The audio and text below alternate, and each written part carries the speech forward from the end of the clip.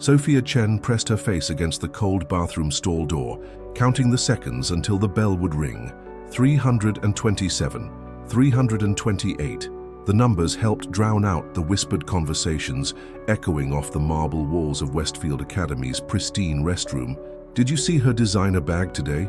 Probably costs more than my mom's car payment. Yeah, but did you notice how she sits alone at lunch every single day? Money can't buy friends, apparently. Sophia's chest tightened.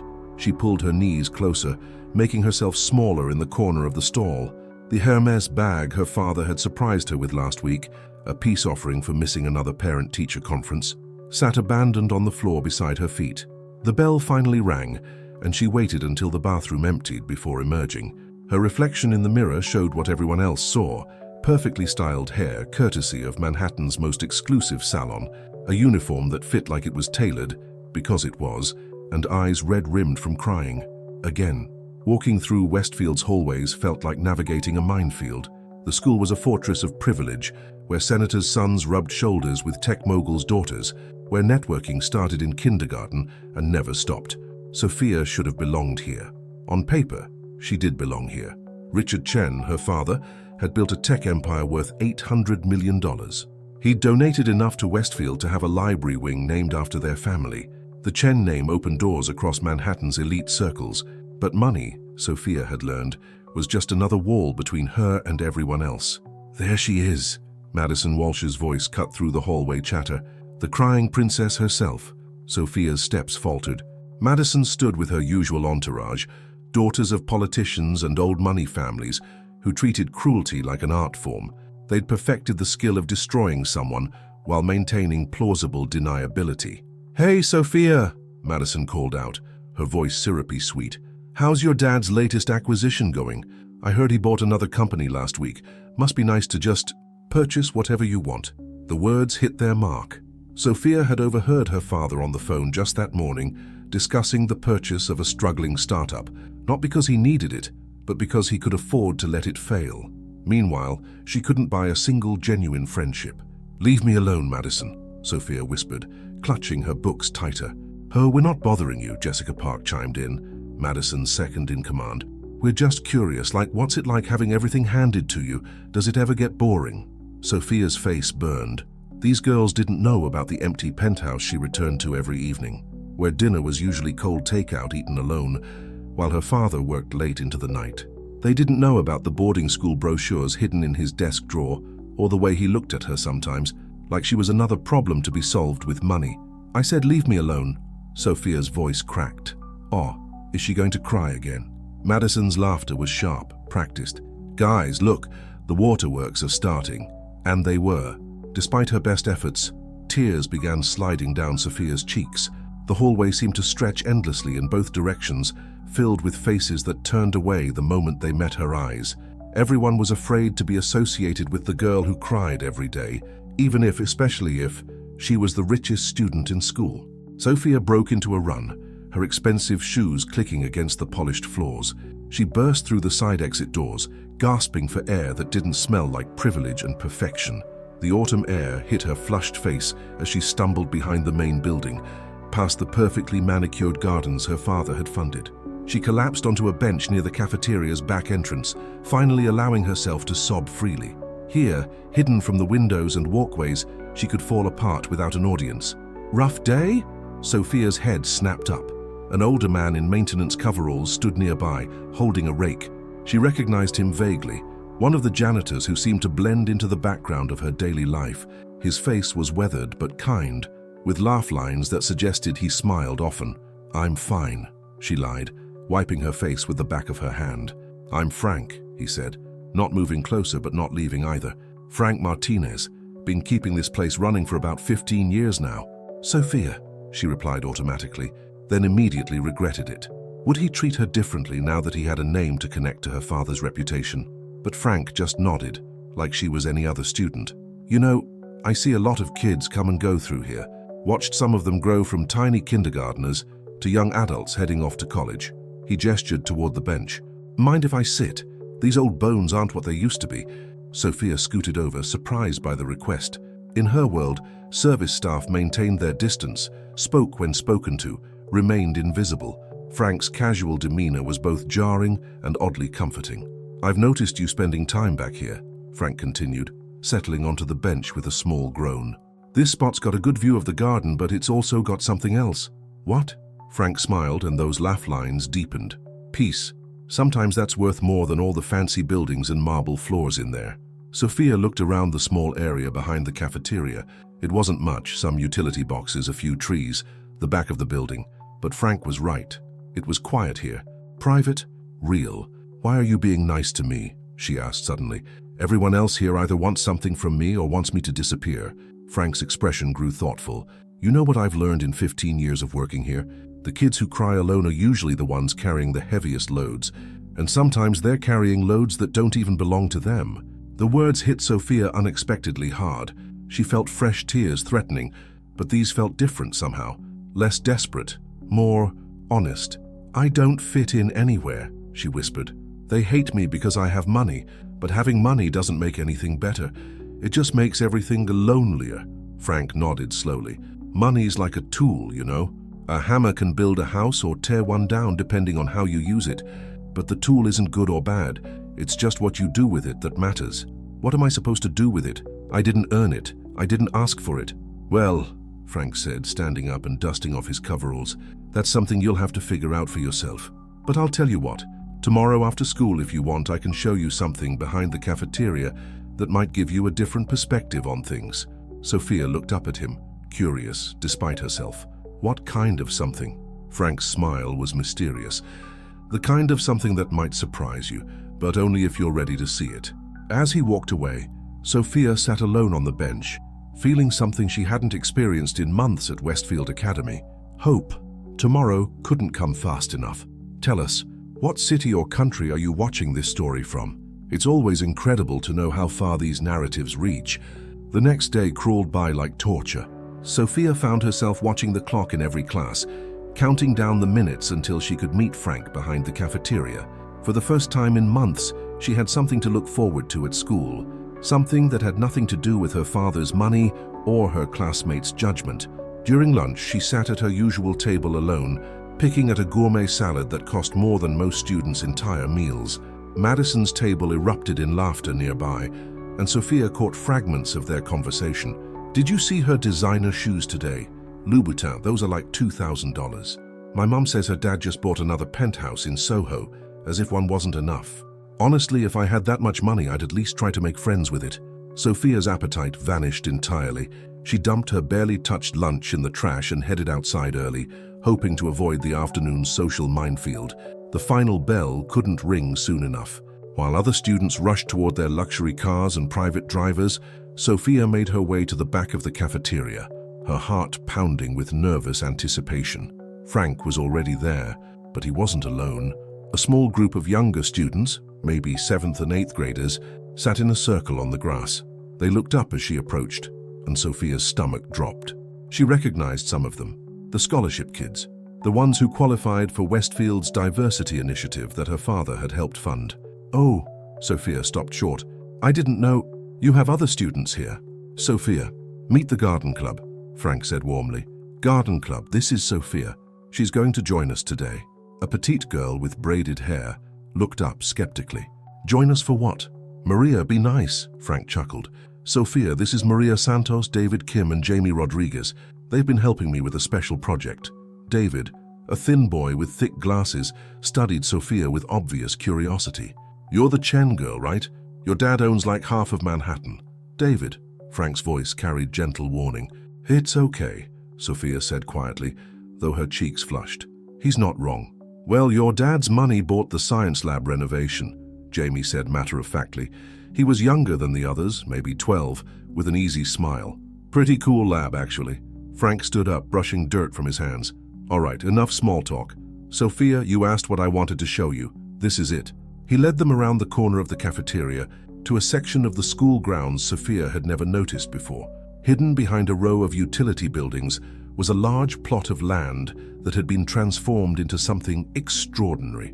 Rows of vegetables grew in neat lines. Tomatoes, lettuce, carrots, herbs. Fruit trees dotted the perimeter, their branches heavy with apples and pears. A small greenhouse stood at the far end, its windows gleaming in the afternoon sun. Wooden benches and pathways made from recycled materials wound through the garden, creating quiet spaces for reflection. "This is," Sophia breathed, walking slowly down one of the paths. "This is incredible. I had no idea this was here." "Most people don't," Frank said. "We keep it quiet. Started it about 3 years ago with just a few students who needed somewhere to go after school." Maria stood up, wiping her hands on her jeans. "My mum works 2 jobs, so I can't go home until evening. Frank lets us help here instead of hanging around the hallways. And I live with my grandmother," David added, adjusting his glasses. "She's got dementia, so it's hard sometimes." "The garden is peaceful."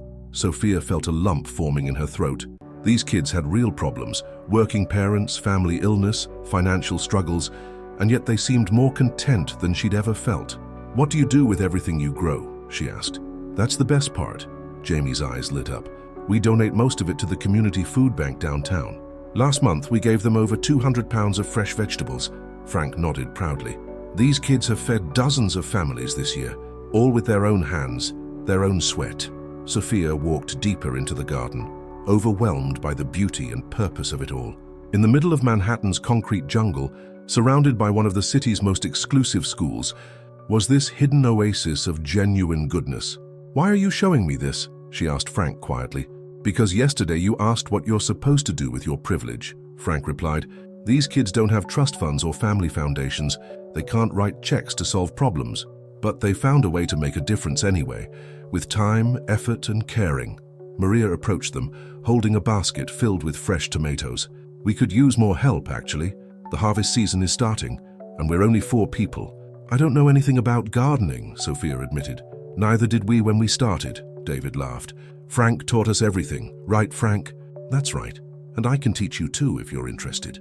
Sophia looked around the garden again, seeing it with new eyes.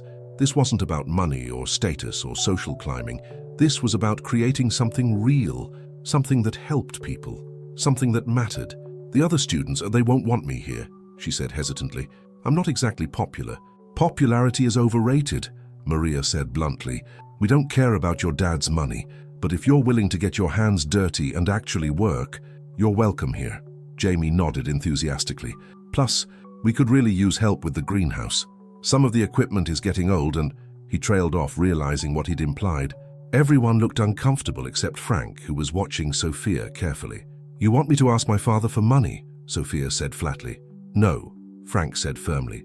"We want you to decide what kind of person you want to be. Money might solve some problems, but it won't give you purpose. That has to come from inside." Sophia knelt down and touched the soil, letting the rich earth run through her fingers. For the first time in years, she felt connected to something real, something that had nothing to do with her last name or her father's bank account. "When do we start?" she asked. Frank's smile was radiant. "How about right now?" As the afternoon sun slanted through the trees, Sophia Chen, the millionaire's daughter who cried every day at school, found herself laughing with 3 kids she'd never noticed before, her expensive uniform stained with honest dirt, planning how to feed hungry families with vegetables they would grow together. For the first time in her life, she felt rich in ways that had nothing to do with money. 3 weeks later, Sophia's hands were permanently stained with soil, and she'd never been happier. Every afternoon, she rushed to the garden where Maria taught her how to prune tomato plants. David showed her the science behind composting, and Jamie's endless enthusiasm made even the hardest work feel like play. The crying had stopped. For the first time since starting at Westfield Academy, Sophia woke up looking forward to school. Not for classes, but for the hours she'd spend in the garden with people who saw her as just Sophia, not the Chen fortune. "Your posture's getting better," Maria observed as they harvested lettuce together. "You used to walk around here like you were apologizing for existing." Sophia laughed, wiping sweat from her forehead with the back of her wrist. "I kind of was." "That's ridiculous," David said from where he was recording harvest weights in their logbook. "You're actually pretty cool when you're not being all wealthy and mysterious." "Wealthy and mysterious?" Sophia raised an eyebrow. "You know," Jamie grinned, mimicking an exaggerated posh accent. "Oh, I couldn't possibly get dirt under my manicured nails." "I never sounded like that," Sophia protested, throwing a handful of mulch at him. This was what she'd been missing her entire life: teasing laughter, the easy camaraderie of people who genuinely enjoyed each other's company. In the garden, Her Hermes bag stayed forgotten by the greenhouse door while she wore Frank's old work gloves and learned the satisfaction of honest labor. But paradise, as Sophia was about to learn, had a way of colliding with reality. "Sophia Chen, what the hell are you doing?" The voice cut through their laughter like a blade. Sophia turned to see Madison Walsh standing at the garden's entrance, flanked by Jessica Park and two other girls from their grade. Madison's expression was a mixture of disgust and fascination. "Madison," Sophia's stomach dropped. "How did you find what? This little farm?" Madison wrinkled her nose as she stepped carefully around a puddle, clearly trying to keep her designer shoes clean. "Jessica saw you coming back here every day. We got curious." Maria stood up slowly, her face guarded. Sophia recognized the look. It was the same expression she used to wear when facing Madison's group, defensive, ready for attack. "These are your new friends." Jessica's voice dripped with disdain as she looked at Maria, David, and Jamie. "Charity cases? How philanthropic of you." "They're not charity cases," Sophia said quietly, but her voice lacked conviction. She felt caught between two worlds, the garden where she'd found peace and the social hierarchy she'd never learned to navigate. "Oh my God." Madison's eyes widened with malicious delight. "You're actually playing in the dirt with the scholarship kids. This is priceless." David stepped forward, his jaw tight. "We have names, you know." "Do you?" Madison barely glanced at him. "How quaint." She turned back to Sophia, and her voice took on a mock concerned tone. "Honey, I get it. You were feeling guilty about having everything handed to you, so you decided to cosplay as a farmer? But this is getting embarrassing." "There's nothing embarrassing about growing food for people who need it," Sophia said, but she could feel her cheeks burning. "People who need it?" Jessica laughed. "Sophia, your father could write a check that would feed every homeless person in Manhattan for a year. But instead, you're out here playing pretend with vegetables." The words hit their mark. Sophia felt the familiar shame washing over her, the same feeling that had driven her to hide in bathroom stalls. She glanced at Maria, David, and Jamie, seeing the hurt and confusion in their eyes. "She's right, though," Maria said quietly, her voice barely audible. "Your dad could do more in 5 minutes than we could do in 5 years." "Maria, no," Sophia started. "No, she's right." David's voice was flat, defeated. "We're just kids playing in a garden, making ourselves feel important to..." Jamie looked between his friends and Sophia, his usual cheerfulness dimming. "Maybe we should go." "Wait," Sophia said desperately, but Madison stepped between them. "Actually, this works out perfectly," Madison announced, pulling out her phone. "I'm throwing a party next weekend. My parents are in the Hamptons, and I have the Manhattan penthouse to myself. Everyone who matters will be there." She held up her phone, the camera app open. "I'll make you a deal, Sophia. Come to my party, dressed like the millionaire's daughter you actually are, not like this, and I'll delete these photos of you playing farmer." Sophia's blood ran cold. Madison had been taking pictures. "What photos?"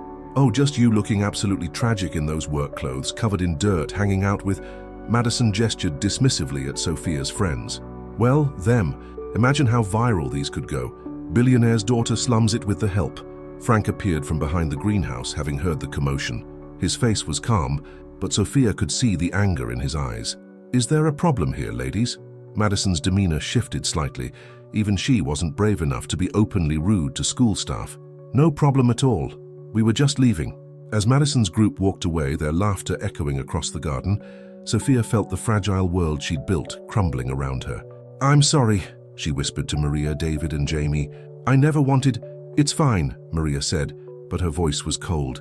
"We get it. This was just, I don't know, community service for you. Look good on your college applications." "That's not true, isn't it?" David's question was gentle but devastating. "You could solve all our problems with your allowance money.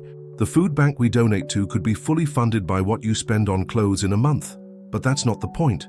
"What is the point then?" Jamie asked. And for the first time since she'd known him, he wasn't smiling. Sophia looked around the garden, at the plants they'd nurtured together, the paths they'd built, the greenhouse where they'd shared dreams and secrets. Everything looked the same, but something fundamental had shifted. Frank put a gentle hand on her shoulder. "Sometimes growing up means making hard choices about who you want to be." As her friends packed up their tools in uncomfortable silence, Sophia realized that Madison's ultimatum wasn't really about a party.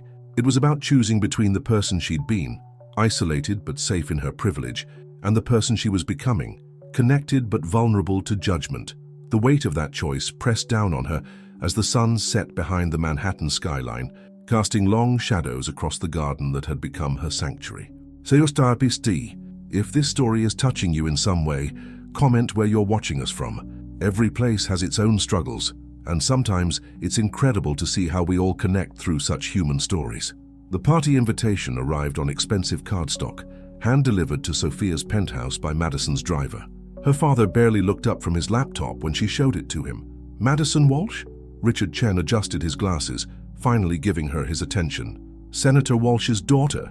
That's excellent, Sophia.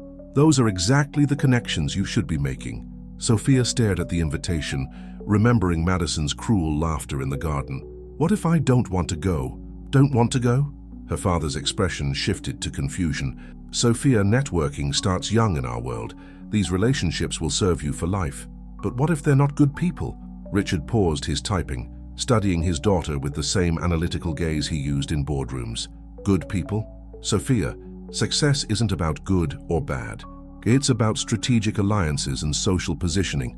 That night, Sophia lay awake staring at the ceiling of her empty bedroom, the invitation on her nightstand mocking her. Through her floor-to-ceiling windows, Manhattan glittered like a circuit board, beautiful and cold.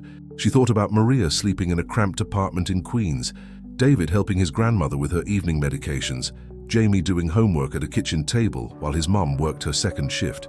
She hadn't seen any of them since Madison's confrontation 3 days ago.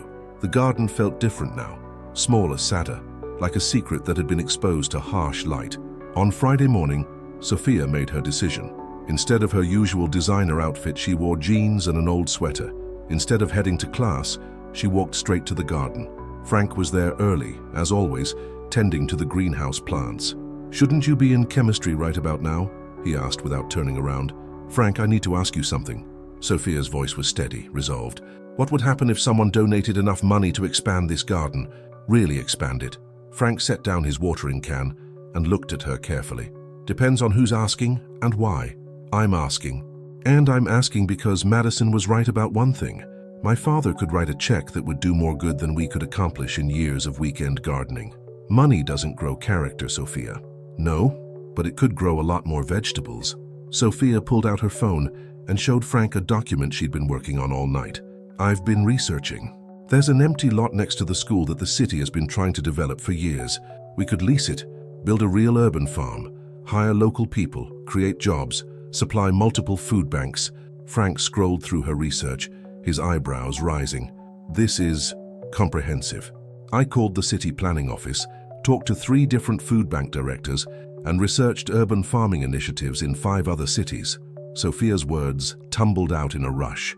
"Frank, we could feed hundreds of families. We could create something that lasts. And your friends, Maria, David, Jamie?" Sophia's confidence wavered. "They hate me now. They think I was just slumming it, playing pretend." "Are you?" The question hung in the air between them. Sophia thought about Madison's party happening that very evening, about the life of privilege and emptiness waiting for her if she chose it. "No," she said firmly. "This is the only place I've ever felt real." Frank nodded slowly. "Then maybe it's time to prove that to them." That evening, while Madison's party raged in a Manhattan penthouse, Sophia stood in the community center in Queens, where Maria volunteered on weekends. The room was packed with local families, many of whom regularly visited the food banks that received vegetables from the school garden. Maria looked shocked when she spotted Sophia in the crowd. "What are you doing here?" "I brought some people I'd like you to meet," Sophia said, gesturing to the small group behind her.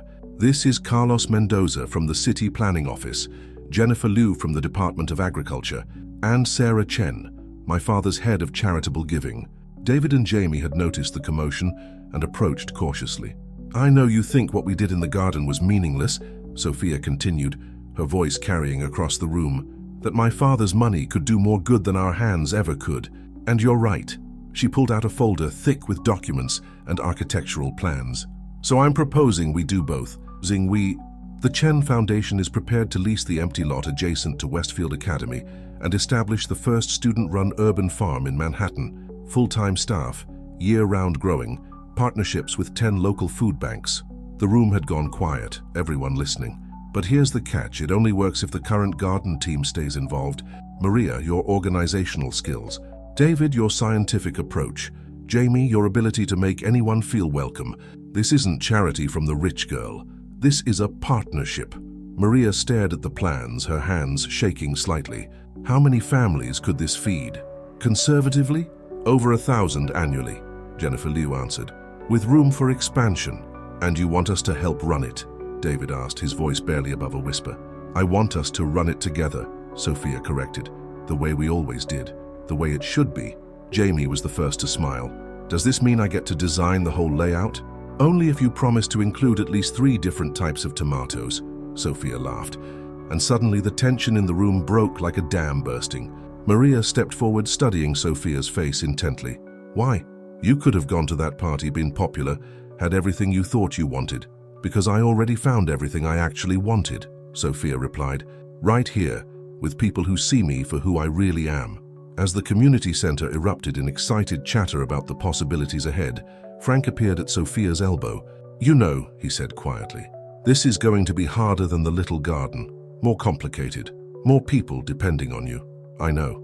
You sure you're ready for that kind of responsibility? Sophia looked around the room, at Maria excitedly explaining crop rotation to a group of mothers, at David sketching greenhouse designs on a napkin, at Jamie already making friends with kids from the neighborhood. She thought about Madison's party, about the empty penthouse waiting for her, about all the ways she could have chosen to be small and safe and sad. I've never been more ready for anything in my life, she said. 6 months later, the Manhattan Community Farm welcomed its first harvest festival. Sophia Chen, no longer the millionaire's daughter who cried every day at school, but simply Sophia, co-founder and head of community outreach, watched hundreds of families celebrate together in a space that had grown from tears into something beautiful. She never did go to Madison's party, but she had found something infinitely more valuable than popularity. She had found her purpose, her people, and herself. And now that you've reached the end, tell us in the comments, where are you watching from? Your presence matters, and your story does too.